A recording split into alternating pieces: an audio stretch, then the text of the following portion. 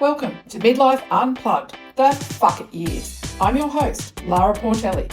This is the space where we strip away the polite BS, rip the gloves off and get real about what it means to thrive in our second act. Each week I'm joined by a guest who's walking their own bodacious midlife path. We're talking menopause, divorce, reinvention and everything in between. Buckle up, because this isn't your mother's midlife crisis. This is Midlife Unplugged. Hello and good afternoon and welcome to the amazing Alysson Richelle, all the way from Brisbane, Australia, in Queensland, our sunny state. Hello, Alysson. Thank you. Yes, it's an amazing day here. The rain's held off, so it's nice. Welcome. And you look like you're in a beautiful location there with the trees behind.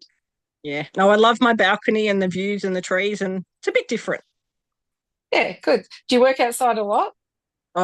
In the new property we're in now, yeah, definitely. I'm loving the outdoor space. Well, I've only got a small house, so the outdoor space just feels a lot more expansive and grounding. Good. Yep. Okay. All right, Alysson, tell us a little bit about what you do and what makes you Alysson Richelle and what you do on a daily for people and how you help them. So I'm passionate about domestic violence and abuse and a real big advocate. Like, my background was 15 years in the New South Wales Police as a senior sergeant. And in that time, I never realised that I was in a really coercive, controlling relationship. There was all sorts of abuse. And then obviously, even when I left it, wasn't even aware about that. And then it came out recently. And then in April this year, I had an opportunity to learn how to use my lived experience as being a survivor of domestic abuse to come into the advocacy world. And I really had to fight for my rights. Like, I'd been told in writing by police that I was a vexatious complainant and that's why they wouldn't investigate, even though Wow. I had been ringing them. That police had told me, Kate, everyone had said, no, you need to report these matters. If he's breaching the order, you need to report it. I had it in writing in affidavits admitting he was stalking me. He had it all over Facebook making accusations against me and my kids.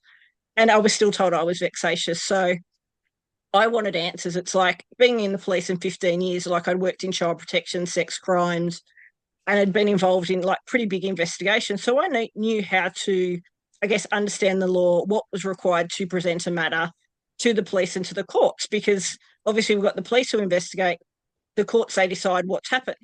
So I wanted to understand why police wouldn't do anything. So 3.5 hours later, I was in a police station going, if I understand what I know about the police, how does everyone who doesn't have this background know? And that's where I created What They Don't Tell You, to help try and bridge that gap between survivors and the systems we're living in, because everyone's told, report it to the police, you've got NDIS, you've got Centrelink, you've got all these things in place. But unless you've been there, you don't know how to use it, you don't know how to access it, and often you walk away more confused than you did when you started. Yep. And if I'm if I'm hearing what you're saying correctly, that experience then led you to that passion that's burning inside you today. And from that experience earlier this year, you've gone on to do the work you do today, right? Yeah, very much so. And like, I'd always, throughout the years, always been a bit advocate, helping the underdog. Like, my kids were diagnosed with disabilities and neurodivergence very young. So I'd always sort of had that passion of helping others through, like, homeschooling, NGIS, getting like assistance for isolated children payments and that sort of thing. And then April, when I was really experiencing this myself, it was like, hang on, we need to do something to change. We need to be able to help people going through this. Because for me, it was really lonely. It was really isolating. I felt like I was constantly banging my head against a brick wall, not getting answers. And I understood the system. Well, no one really understands it, but I had an understanding of it. Yeah, can you imagine how scary that is? You've got an understanding of being in the system, working in the system, as you said. But for people that have never like navigated the system, to be up against what they're up against anyway, going through personally, then to turn to a system that well, for want of a better word, told to turn to for assistance, then not to get that assistance. Like, how further disempowering that is, right? Yeah, very much And so. yeah, and thankfully there's people like yourself out there now that have decided to turn their experience into a passion and and help people. So, Alysson, tell us a little bit more about what chapter. So you're in your chapter now, rebuilding your life, and tell us about a moment where you decided enough was enough. Like, a lot of people say, "Oh, it was in this moment I was doing the groceries, or I was doing this or doing that." What moment? Because on this show, as you know, you filled in a questionnaire. As you know, it's the fuck it years. It's about being real, being raw, and we will we unpack a lot of truths on this show that people don't want to talk about. But what was your fuck it moment? What was that? What was that soul stirring moment where you went, "Fuck this, I'm done. I'm fucking done." Yeah, it was probably sitting in that police station, being blindsided by the police, gaslit by the police, going, but it's easiest for us to charge someone with breaching an order and not to charge them. We've got to jump through this hoop, this hoop, this hoop, and this hoop. And I'm like, but I've presented you a brief, which I understand most people can't do, but I've ticked all your boxes to show the stalking, the breach of the protection order, and you're still telling me that all the matters are closed pending further investigation. I was like, this isn't good enough. And that's where I really learnt that I had to advocate for myself. I had to really step out of my comfort zone. I was risking homelessness for the second time because the Airbnb we're in after losing the family home was becoming to an end and there were issues there. So it was like, hang on, no one's going to fight for me harder than I'm going to fight for me, that I need to change this for me, change it for my kids, and more importantly, I want to change it for others because no one should have to go through the shit I went through. And tell me about that facing homelessness. That when you're in that spot, obviously, you're going through the homeless, but there must have been a point and a decision where you again said, fuck it, I'm leaving this home, where you were experiencing that coercive control. I know I did. I got to a point where it was just one too many put downs on a Christmas Eve after 20 odd years of it. I know myself, and it wasn't any grand I'd planned it for that day. For me, it was just I'm done. I've been mourning for a long time. How was it for you? I want to know how it is for other women. So I guess the first time that I left one relationship was very much when it was so evident. He had played dad to another, well, he's playing dad to my friend and her kids and abandoned our kids. And it was like, enough's enough, move out. Like, I can't get doing these supposed happy families where you're putting yourself in kids' beds and that sort of thing under the roof. It's like, you need to go. Let's give ourselves some space. And then the second time, I actually had surgery. It was the 21st of October and woke up having a panic attack. And I was like, I cannot go back to this person. The kids cannot go back. I'd let him take my car because my car was replaceable. But I was safe, my kids were safe, my pets were safe. And it was like, no more. This is stopping. Yeah. How empowering is it, that feeling, right? When you don't know, like we're talking about navigating the system, you don't know where the heck you're going, do you? You just know that you're taking this gulp. You just know that the future has to be better somewhere down the road than what you're experiencing right now. Yeah. And you don't know what it looks like. The kids are what I did it for as well. They deserved better. And like, as I said, it was like he had my house keys, he had my car, but they were replaceable. He didn't have my kids. He didn't have the extra kids I had self-placed in my care at the time, and he didn't have my pets. So anything that really mattered to me of value that is irreplaceable, he didn't have. And it was like, fuck it, take my car, do whatever you want, but I'm gonna stop. I'm gonna protect me and my kids. I love that, what you just said there. That is so good. Fuck it. You can have the material. You can have the car. It's a hunk of tin, right? A hunk of metal with some wheels. And what was the other item? The car and the house keys. You can. Yeah, it was house keys. Yeah, but you don't have the key to my heart anymore, or the things that are, irreplaceable. Fuck you, take the car keys. As you said, how good is that he had no control over what really matters, right? Yep. And I think that's the turning point for a lot of, not just women, a lot of people going through coercive control, is when you get to that fuck it moment where you go, I'm done, just that moment of, there's nothing like it. Yeah, but it was even that, If like in mediation for property, fuck it. Like, you're not going to agree to anything I want. Take whatever you want. My health, my kids' health is better. I will always rebuild. And everyone goes, but how do you rebuild? And I said, because when I don't have the stress and drama, I can save again. I can invest again. I can make choices for me again rather than being controlled by the system. So again, twice it was like, take it. Their possessions, everything's replaceable. Humans, pets, not so much. They're not replaceable. No, they're not. And, the statistics of domestic violence and women predominantly, I know it's not only women, but women predominantly losing their life in this country and around the world, you can't replace a beautiful soul, No. can you? No. So you were in that system earlier, and you're still, for want of a better term, navigating, aren't you? Yes, still in the systems. I don't think you ever get out. Yeah, but how good is that you're in it? So it is good that you're in it because you know firsthand how you can guide other people through it, right? Yeah, and as a friend said to me the other day, she said, think of it, it's like you're doing work experience. When you live it, when you breathe it, when you're in it yourself, you can understand exactly what's going on.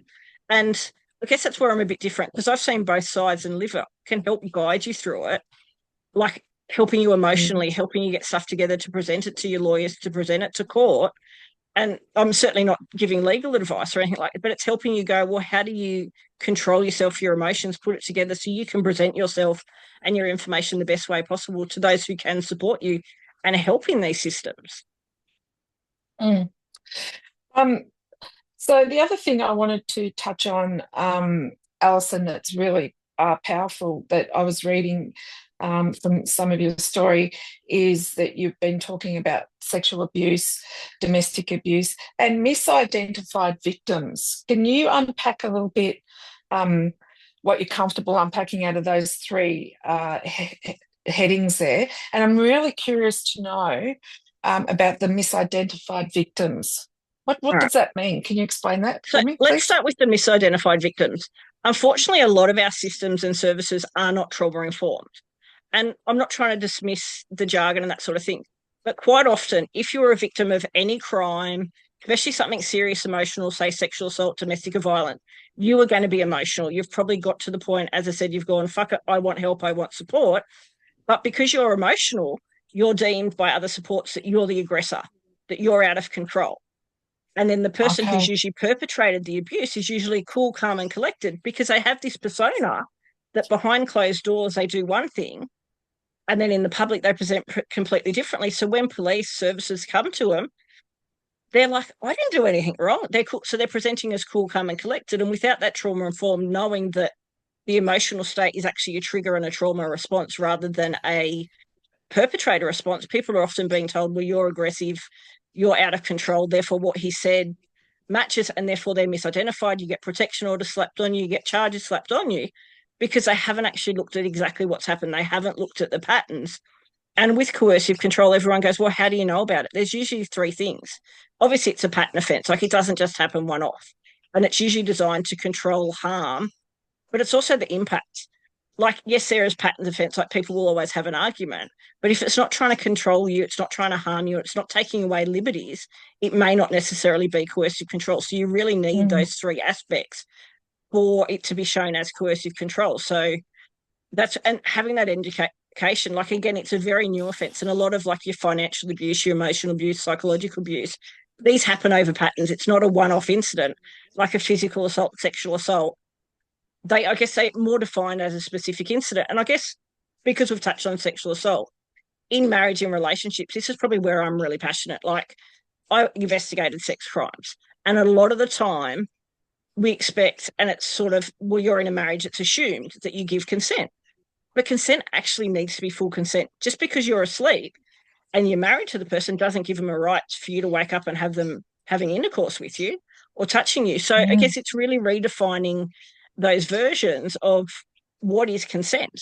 And you need to actually physically consent to being intimate with someone, to being touched, rather than, well, we're married, it's my right to do it. Or I was asleep, I had PTSD, I didn't know what I was doing to you. So hang on, this is my body. I need to consent for you to do it. So it's really starting to break down those barriers that rape, sexual assault is not usually a not always stranger danger that we think of, that someone's grabbed you off the street. That quite often it does happen in the home behind closed doors. And it's like the whole domestic abuse, that people don't see it because there's no witness. Like someone on the street being grabbed out of a car or in a park, usually, especially these days and age, you've got CCTV.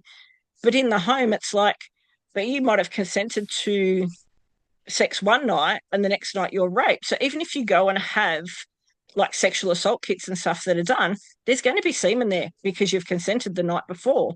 So it's really hard to be able to prove it. And because it becomes down to he said, she said, or whichever way, even in same-sex relationships, it's really hard because you don't have the external factors to show what is happening is what happened. So a lot of people minimize being sexually assaulted in a relationship thinking, well, I'm married, he can do what he wants. But we're not objects of people. We are a person, we have our rights, and we need to start honouring that. And if you don't consent, you don't consent. Wow. I learnt so much just then myself, like about you may have had sexual intercourse the night before, so therefore you could still have semen present, right? Which, of course, I guess if you stop and think about it, but it's not something you really think about. But yeah, it's the law is an interesting beast, isn't it, Alysson? This is what I mean, like, because I've investigated and seen it. Obviously, if it's a stranger, you're going to have it there. But just sharing a bed with someone, like you're going to have exchanges of skin cells, hair fibre, all those sort of things are going to be intertwined, even from sharing a bed. So you don't get that exclusive DNA evidence. And unless it's a very physical act, you're not even going to have physical evidence to show that, hang on, this was forced. Like it's your word versus his. And that's where it's really, really hard. Yeah. And you, like you were saying, I think that I agree totally. The misidentified victims, that does encompass, it can encompass the domestic abuse and sexual abuse as well, right? Yep. Yeah. Got you.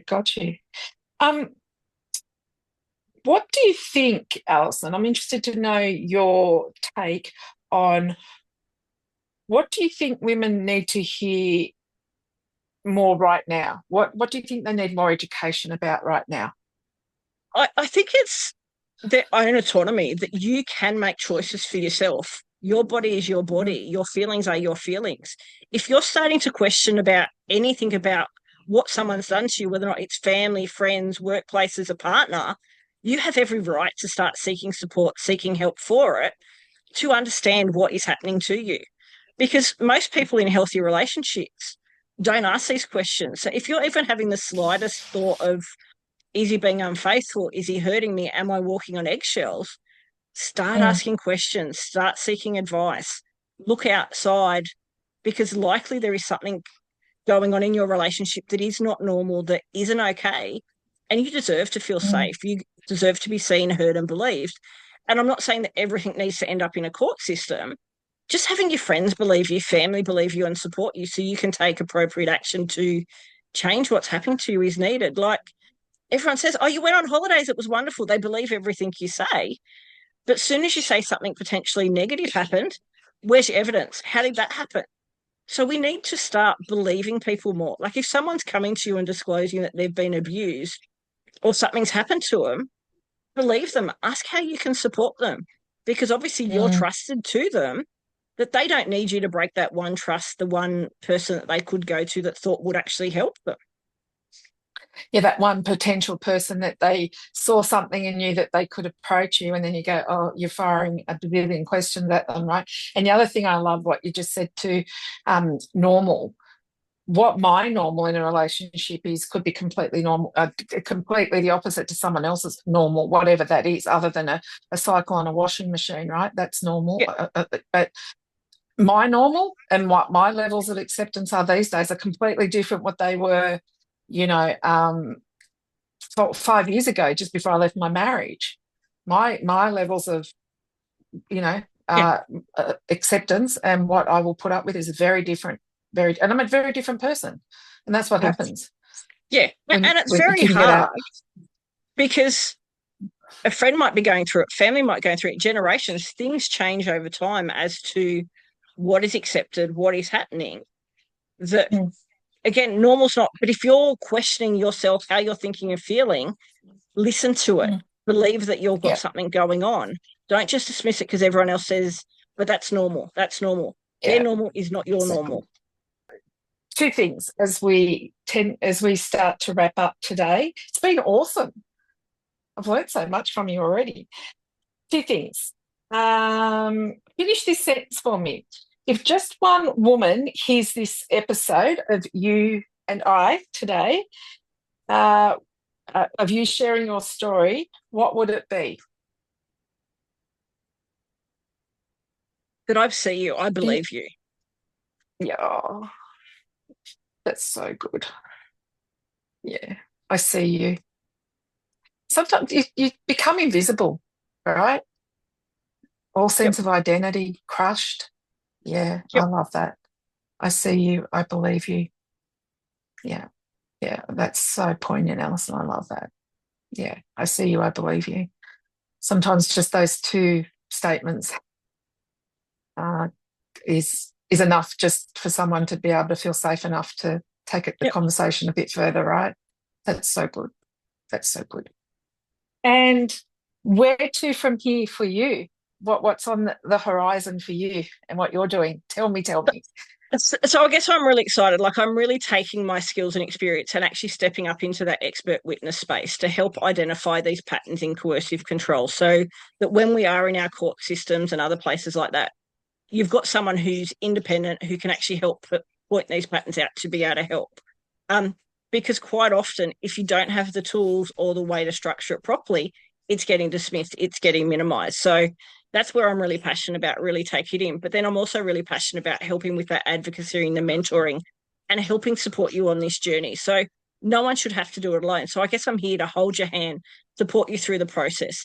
And like, I'm not here to take away from your lawyer or legal, but no one needs to pay $400 or $500 to have a vent, feel heard, feel seen, and discuss how they're feeling emotionally on this process. So I guess that's where I'm coming in to help piece it all together so you know you're not alone, and be able to give you a little bit of that lived experience from how the systems are looking at, what your lawyer's doing, why they might be doing it, so that you can process that easier and be able to move forward on this journey.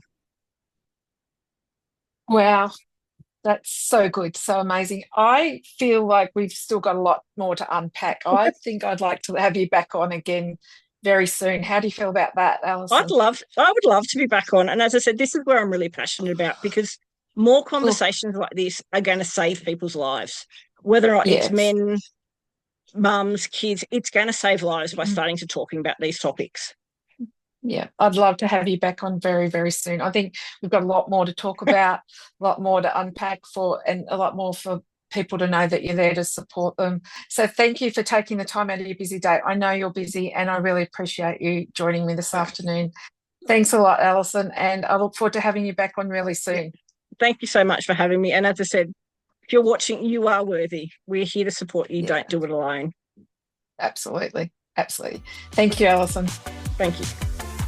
That's a wrap on this episode of Midlife Unplugged, the fuck it is. If today's conversation lifts something up in you, hit subscribe, share it with your midlife crew, and keep the conversation going. I'm Lara Portelli. See you next week for another raw, real, and unapologetic chat.